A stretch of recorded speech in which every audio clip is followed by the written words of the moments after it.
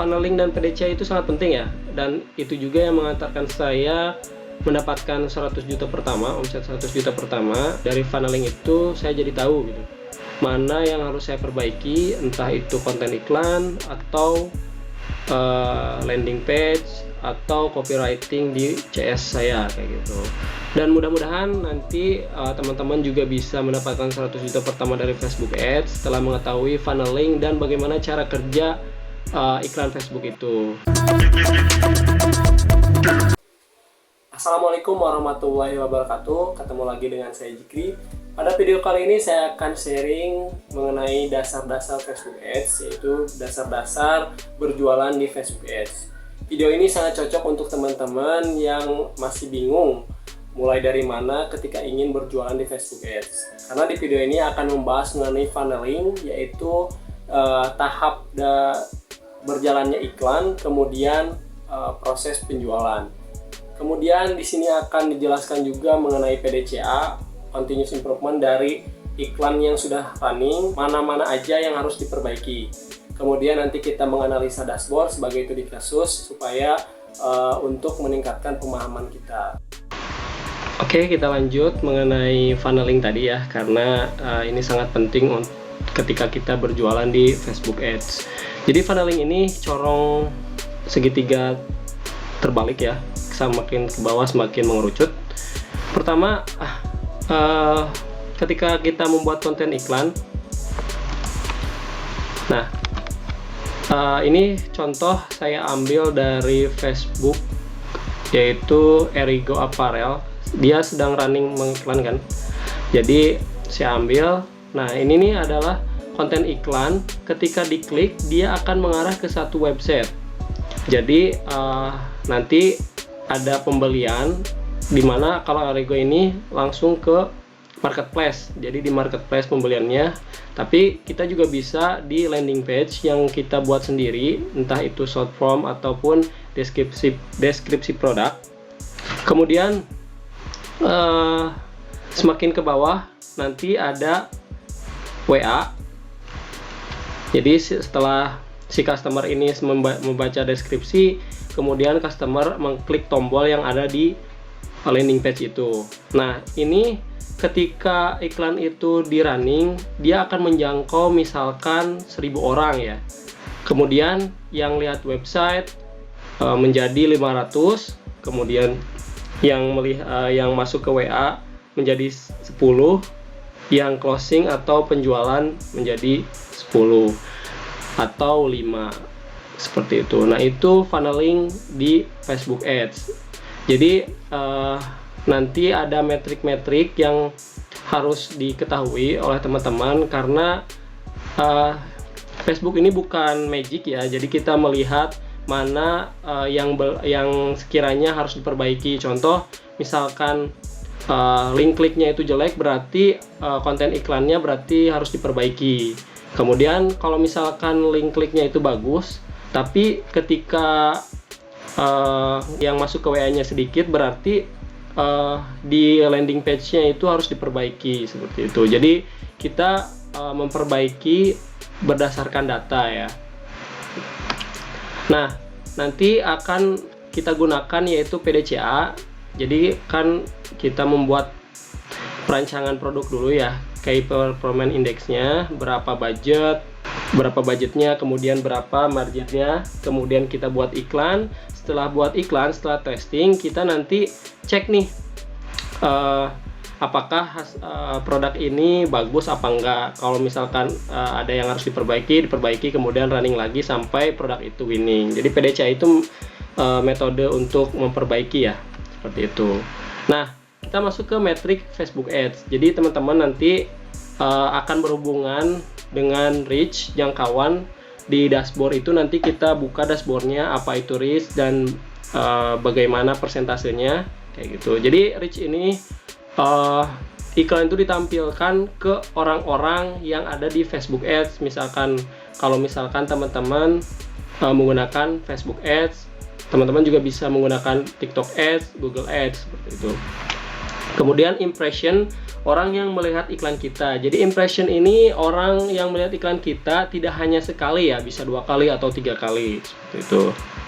Kemudian ada CTR. CTR ini adalah persentase orang yang melihat iklan dibandingkan dengan yang klik seperti itu. Jadi perbandingan antara yang melihat dan mengklik seperti itu. Untuk link klik ini orang yang mengklik iklan kita. Jadi konten yang sudah kita buat, contoh tadi kan Erigo ya, Erigo Apparel.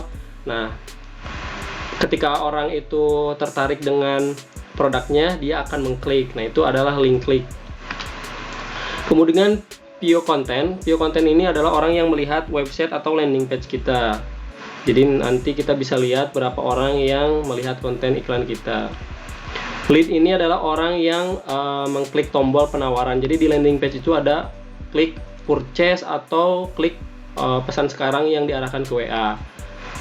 Sedangkan chat itu orang yang menghubungi dan tertarik ya, yang tertarik dengan produk kita, kemudian menghubungi CS kita, yang nantinya si CS atau customer service kita itu meng-follow up dan menghasilkan penjualan, jadi membeli produk kita seperti itu. Itulah proses terjadinya penjualan di Facebook Ads, dari mulai reach sampai dia ke penjualan seperti itu.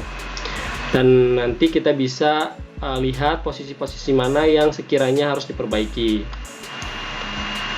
Ini kita menggunakan PDCA ya. Jadi CTR-nya kita biasanya sih CTR-nya biasanya saya 2% atau di atas 2%. Ini tidak baku ya. Kadang iklan yang di bawah 1% juga masih winning atau masih menghasilkan profit yang lumayan gitu. Kemudian link klik ke LP atau landing page.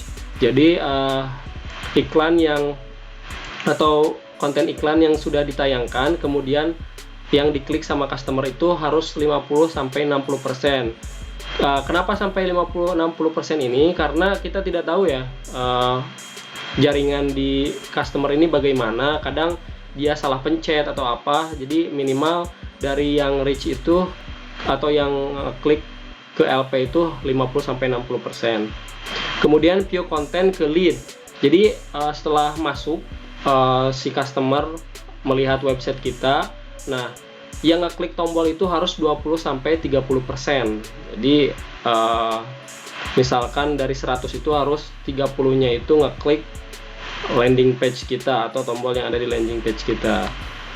Kemudian lead-nya itu 10, yang masuk cuma 8 atau 6. Nah, standarnya sih kalau saya 60-80%. Kalau misalkan kurang dari itu, antara greeting pas di WA-nya itu harus diperbaiki kalau kurang dari 60% seperti itu. Nah, chat ke closingan ya. Jadi setelah masuk ke WA, nanti kan customer service kita atau admin kita itu nge-follow up ke customer yang sudah masuk. Nah, itu dari 10 misalkan itu 2-nya itu harus closing, minimal 2 harus closing seperti itu.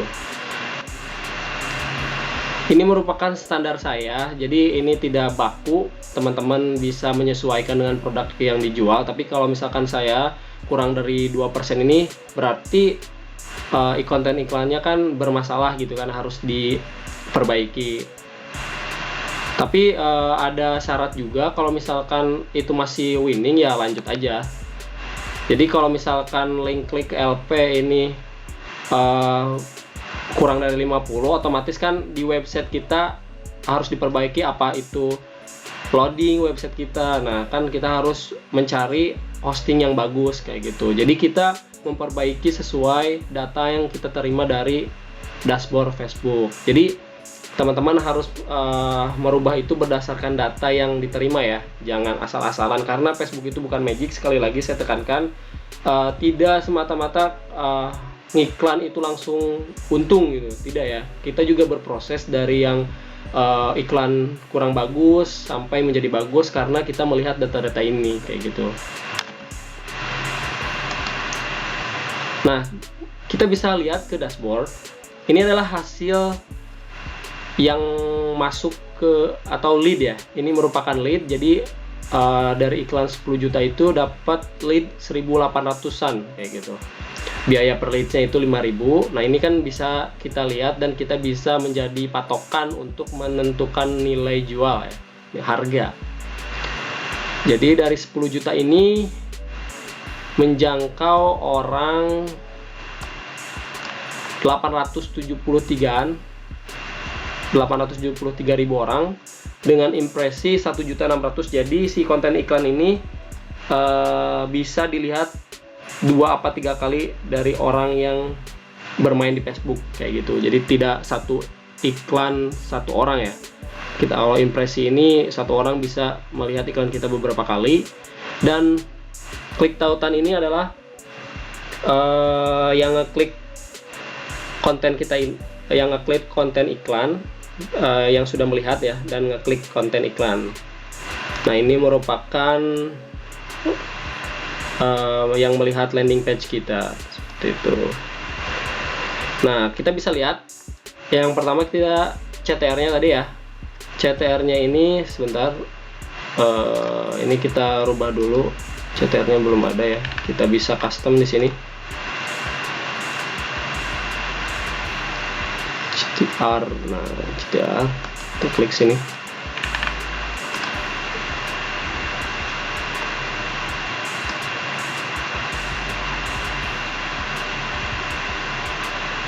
Ini CTR semua. Kita bisa klik nih CTR-nya.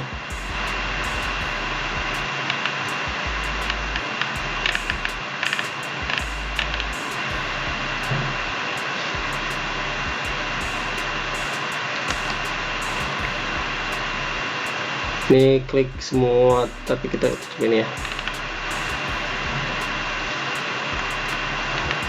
Kita bisa custom untuk kolom pilihan itu matriksnya tadi. Sebetulnya bisa teman-teman pilih banyak, tapi saya lebih sering metrik seperti ini aja, sederhana.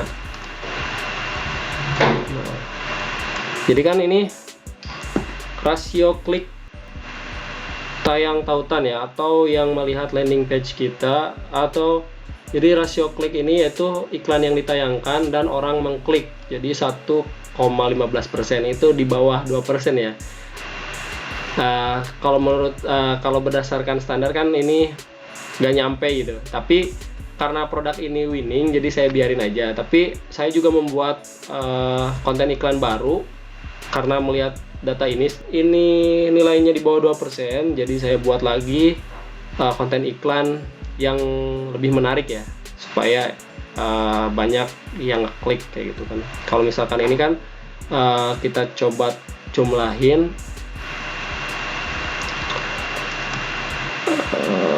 dari impresi 1.679.000 dibagi 19.262 ini adalah 1,15%, seperti gitu ya. Ini berarti yang harus diperbaiki adalah konten iklannya. Nah, dari klik tautan ke view konten. Jadi kita coba hitung 13.121 dibagi 19.262, 68%. Nah, kalau misalkan ini kan untuk yang view kontennya 13.121 yang melihat landing page saya ya. Dari klik tautannya itu 19.262 atau sekitar 68% ya. Nah, di 60% dari yang klik berarti lumayan bagus dari segi kecepatan websitenya kayak gitu kan. Nah, dari yang melihat landing page kita ke lead atau hasilnya, ini kita coba jumlahkan. Ini 13.000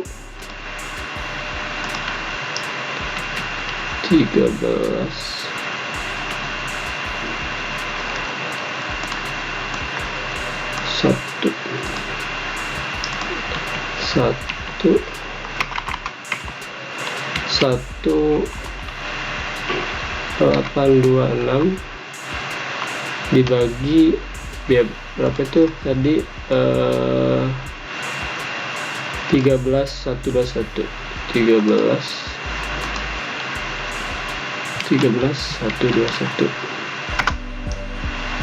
jadi 10% ya,